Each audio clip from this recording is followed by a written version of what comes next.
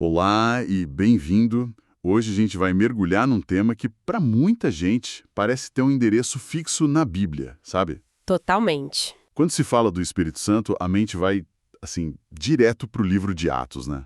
Fogo, vento, línguas estranhas. O pacote completo do Pentecostes. Exatamente. Mas o material que a gente tem para analisar hoje, que é um capítulo do livro Pneumatologia, do Gutierrez Siqueira, propõe um desvio bem fascinante.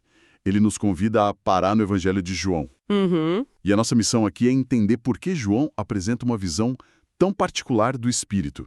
Uma visão que está amarrada não só a poder, mas a própria essência da criação e da salvação. É uma ótima provocação para começar, porque a gente se acostuma a pensar no Espírito Santo como o ativador da igreja lá em Atos 2. Certo. Mas o autor, o Siqueira, nos joga logo de cara num conceito que, assim, vira o jogo. O que ele chama de Pentecoste joanino. Pentecoste joanino. Pois é. É como se João nos desse um trailer teológico do que viria em Atos, mas com um propósito e um simbolismo completamente diferentes, focados em algo que ele chama de nova criação. Certo. Essa ideia de um Pentecoste joanino já é bem contraintuitiva. Minha primeira reação, e imagino que é de muita gente, é pensar, peraí, o Pentecostes não foi em Atos, com as línguas de fogo? Exato. O que a fonte diz que está acontecendo especificamente em João capítulo 20, para justificar um termo tão forte assim? A cena, ela é muito poderosa e cheia de detalhes que João não coloca ali por acaso, sabe? A gente está no cenáculo, no dia da ressurreição. Uhum. Os discípulos estão trancados, comido. Aí Jesus aparece no meio deles, lhes dá a paz e então Sopra. diz: recebam o Espírito Santo. É esse ato de soprar que é a chave de tudo. Não tem vento impetuoso, não tem fogo, mas um ato íntimo, quase silencioso, que ecoa o início de tudo. O sopro. E o autor conecta isso diretamente com Gênesis, não é? Lembro de ler isso na fonte. Exatamente. Em Gênesis 2, Deus forma Adão do pó, sopra nas narinas dele o fôlego de vida e ele se torna um ser vivente. A fonte está traçando uma linha direta entre aquele primeiro sopro criador e este sopro de Jesus. Exatamente. E não é só uma bela metáfora. O texto argumenta que é uma afirmação teológica muito profunda. Olha só, João faz questão de dizer 2 vezes que aquilo aconteceu no primeiro dia da semana. Certo. E o biblicista N.T. Wright, que é citado na fonte, sempre nos lembra que quando João repete algo, ele está praticamente piscando o projetor e dizendo, preste atenção aqui. Faz sentido. O primeiro dia da semana não é só uma data, é uma referência direta ao primeiro dia da criação original. Espera um pouco. Então a afirmação aqui é gigantesca. É como se João estivesse dizendo que aquele momento no cenáculo foi uma segunda Gênesis. É isso. Uma recriação da humanidade começando com aquele pequeno grupo. Eles não estavam apenas sendo perdoados ou comissionados. Eles estavam sendo refeitos. É isso mesmo. É precisamente isso. A fonte usa a expressão dos teólogos Kostenberger e Swain, que dizem que Jesus está transformando os discípulos na nova comunidade messiânica. Nova comunidade messiânica? Se o primeiro Adão recebeu o sopro e deu início à primeira humanidade, os discípulos, tipo um novo Adão coletivo, recebem o sopro do Cristo ressurreto para iniciar uma nova humanidade. A imagem é de uma recriação total. Isso lança uma luz totalmente nova sobre toda a teologia de João. O texto menciona que Jesus é apresentado como um novo tabernáculo, o lugar onde Deus e a humanidade se encontram. Como é que esse sopro se encaixa nisso? Ele é a ponte. Se Jesus é o tabernáculo, o ponto de encontro, o Espírito Santo é quem estende essa realidade para a vida da igreja. Entendi. Ele garante que a presença de Deus, que antes estava, digamos, localizada em Jesus, agora habite nessa nova comunidade. O Espírito, nesse sopro, é o agente que efetivamente cria e sustenta essa nova criação que é a igreja. Ok, então eles são recriados. Mas recriados para quê? Apenas para existirem como uma comunidade diferente? O texto parece dizer que essa nova vida tem um propósito imediato. Tem uma direção, né? Isso, uma direção, a palavra envio aparece com muita força. Sim, a nova criação não é um fim em si mesma. Ela é o ponto de partida para a missão. Aham. Logo depois de soprar sobre eles, Jesus diz a frase que define tudo. Assim como o Pai me enviou, eu também envio vocês. O texto destaca essa continuidade, é como uma corrente. Uma corrente. Gostei disso. O Pai envia o Filho. O Filho, agora ressurreto e capacitando com o mesmo Espírito, envia a comunidade. O que eu acho poderoso nisso é que a missão não começa com a gente. Não é uma tarefa que a igreja inventou ou uma obrigação. Não mesmo. Pela ótica de João, é uma continuação direta do fluxo da missão do próprio Deus, movida pela mesma energia criadora, o Espírito. O sopro não é só para dar vida, é para dar impulso. Perfeito. O autor argumenta que João, com esse único gesto do sopro, ele une a Páscoa, que é a ressurreição, a vitória de Cristo, com o Pentecostes, que é o envio da igreja em missão. Ah, interessante.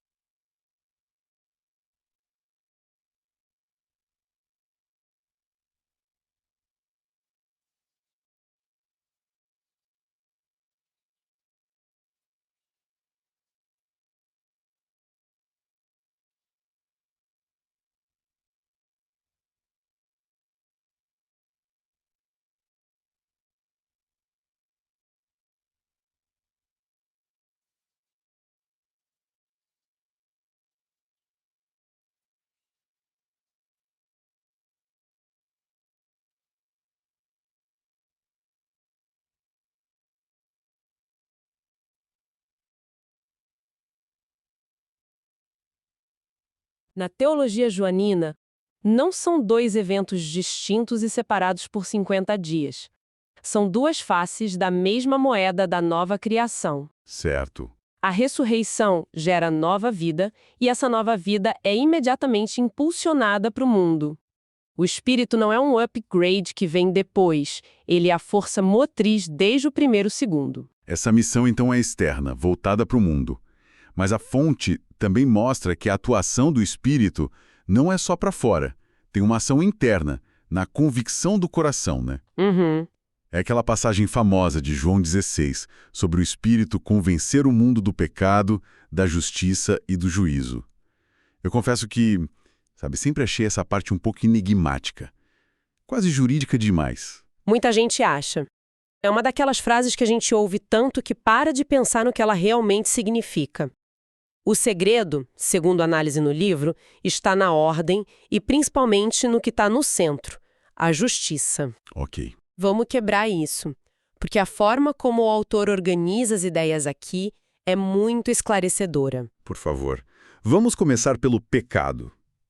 O que seria convencer do pecado nesse contexto joanino? Não é sobre convencer as pessoas de que elas quebraram uma lista de regras. No Evangelho de João, o pecado fundamental, a raiz de todos os outros, é a incredulidade em Cristo. É a recusa em crer naquele que foi enviado. Certo. Então, a primeira obra do Espírito é mostrar ao mundo que o verdadeiro problema não é o comportamento, mas a relação com Jesus. Ok, faz sentido. E o juízo? O juízo é apresentado como uma realidade que, embora futura para nós, já teve sua sentença decretada para o príncipe deste mundo, ou seja, para as forças do mal e da desordem. A cruz e a ressurreição foram o veredito. Aham. O Espírito nos convence de que o sistema de poder que rege o mundo já foi julgado e condenado. Certo. Pecado é incredulidade. Juízo é a condenação do mal. Mas e a justiça?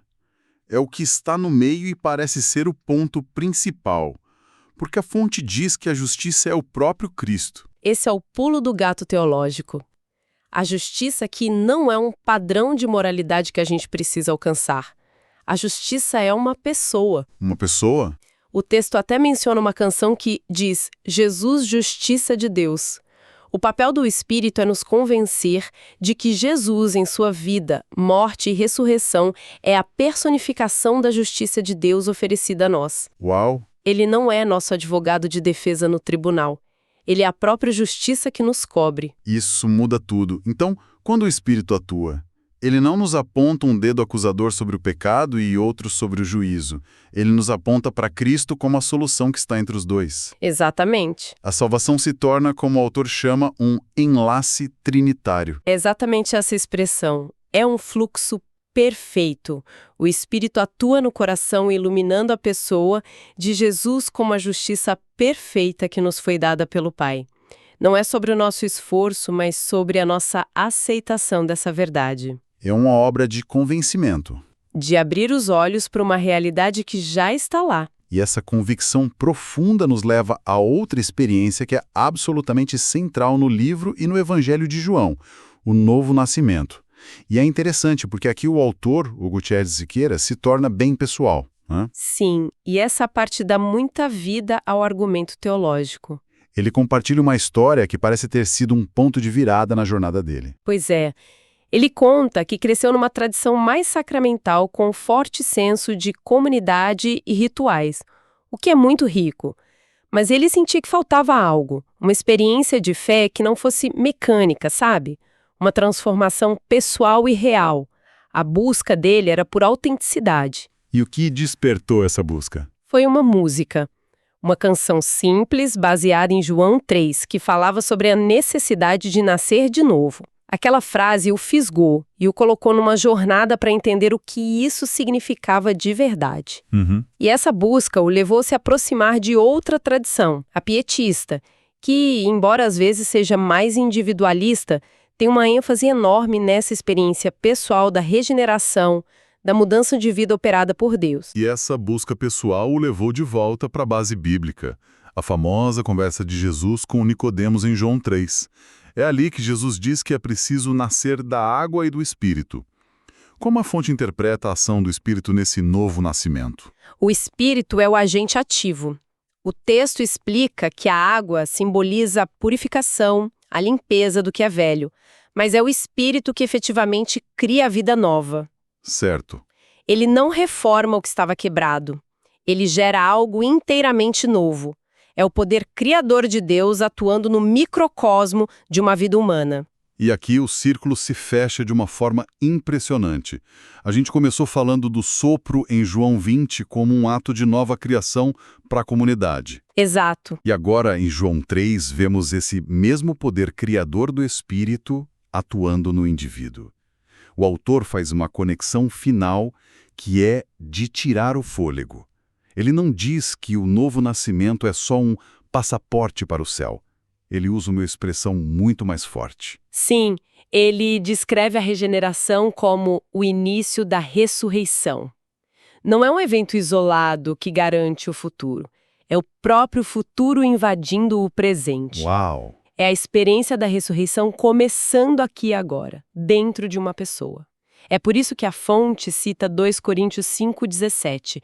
Se alguém está em Cristo, é nova criação. É nova criação. Quem passa por essa experiência de novo nascimento, argumenta o autor, começa a desejar a restauração completa de todas as coisas.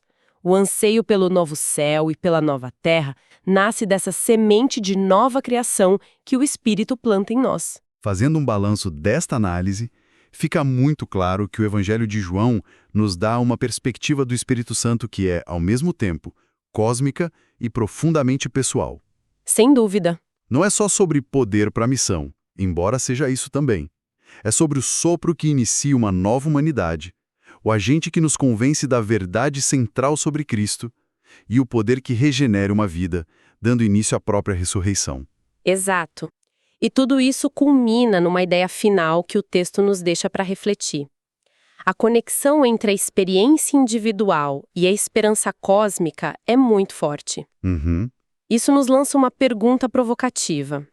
A grande questão que fica é essa: se a nova criação já começou dentro de nós, através do Espírito, como isso deveria mudar a forma como a gente interage com o mundo aqui e agora, enquanto aguardamos a renovação final? Boa pergunta. A transformação pessoal é um fim em si mesma ou ela é o combustível para a transformação do mundo ao nosso redor?